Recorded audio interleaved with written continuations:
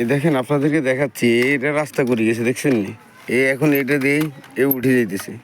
এটা কি রাস্তা করে গেছে দেখছেন? দেখছেন এখনই এগুলা উঠে যাইতেছে, তাইলে এখনো তো এই দেখছেন নি এরা রাস্তা করে গেছে। তো এইগুলা এইভাবে কাজ যদি করে তাহলে বাংলাদেশের মানুষের ভবিষ্যৎ কোথায় দাঁড়াবে দেখছেন নি? এটা এই রাস্তা করে গেছে, হালকে লাগাইছি, এগুলো উঠে যাইতেছে। তাহলে দেখেন এটা কি কাজ করে গেছে, এটা কাজ হয়েছে না দুর্নীতি হয়েছে এটা আপনারা ভালো জানেন।